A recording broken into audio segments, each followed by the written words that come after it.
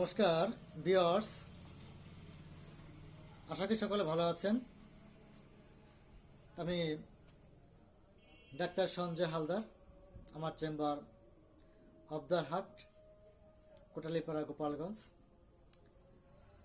আজকে আমি আলোচনা করব শিশুদের শ্বাসকষ্ট নিয়ে। দেখা যায় যে সামান্য একটু ঠান্ডা লাগিলেই সর্দি, কাশি, হুপিং কাশি, কুরুপ কাশি, যক্ষ্মাগ্রস্ত শিশুদের কাশিতে কাশিতে দম বন্ধ হয়ে মৃত্যু প্রায়। শিশুদের মুখমণ্ডল নীলভাব হয়ে আসে, কাশিতে কাশিতে দম বন্ধ হয়ে আসে। এক পর্যায়ে মৃত্যুর সাথে পাঞ্জা ধরে। সে বাঁচার জন্য অনেক চেষ্টা করে, ছটফট করতে থাকে। ঘুমানোর সময় তার হঠাৎ দম বন্ধ হয়ে আসে। ঘুমাইতে গেলে দেখা যায় যে তার বুকের ভিতর সাই সাই শব্দ করে, স্বরভঙ্গ, কাশি বেশিরভাগ রাত দুপুরের সময় বৃদ্ধি হয়ে থাকে। রাত্রে সর্দি শুকিয়ে শুষ্ক কাশি দেখা দিয়ে থাকে। দিনের বেলা প্রচণ্ডভাবে এই সর্দি ঝরতে থাকে। এই রোগীদের, এই ধরনের শিশুদের বেশিরভাগ শোথ দেখা দেয়। যখন নাকে শোথ দেখা দেয় তখন নাকের ভিতরে বন্ধ হয়ে আসে। যখন গলার ভিতরে শোথ দেখা দেয় তখন শ্বাস নিতে, দম নিতে কষ্ট হয়ে যায়। যখন অন্ডকোষের শোথ দেখা দেয় তখন অন্ডকোষ ফুলে যায়।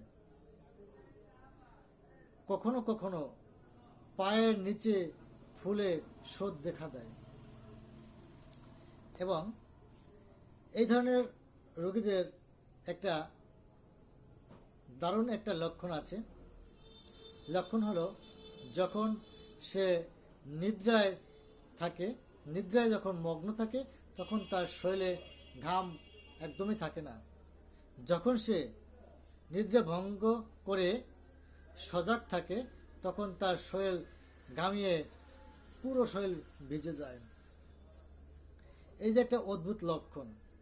এবং আমি যে লক্ষণগুলো বললাম, এই লক্ষণগুলো যদি আপনার শিশুর মিলে যায় তাহলে অবশ্যই আপনি এই মেডিসিনটি ব্যবহার করবেন। মেডিসিনটির নাম হচ্ছে সেম্বুকাস। একটা গুরুত্বপূর্ণ মেডিসিন শিশুদের জন্য, স্তন্যপায়ী শিশুদের জন্য এই সেম্বুকাস মেডিসিনটি একটি গুরুত্বপূর্ণ মেডিসিন। তো বন্ধুরা, আজকে এই পর্যন্তই। যদি আপনাদের আমার এই আলোচনা ভালো লেগে থাকে তাহলে অবশ্যই একটা শেয়ার করে দেবেন। এবং যারা ইউটিউবেতে দেখবেন আমার ভিডিওটা, তারা অবশ্যই একটা সাবস্ক্রাইব করে দেবেন পরবর্তী ভিডিও পাওয়ার জন্য। এবং যারা ফেসবুকে দেখবেন তারা অবশ্যই আমার ভিডিওটা শেয়ার করে দেবেন বেশি বেশি, এবং লাইক কমেন্ট করে জানাবেন। আর যে সকল বন্ধুরা এখনও আমার ফেসবুক চ্যানেলটা ফলো আপ করেননি তারা অবশ্যই ফলো আপ দিয়ে পাশেই থাকবেন। আমি পরবর্তীতে আরও কিছু আলোচনা নিয়ে আসবো, গুরুত্বপূর্ণ আলোচনা নিয়ে আসবো আপনার শিশুর জন্য। সে পর্যন্তই আপনারা সুস্থ থাকুন, ভালো থাকুন।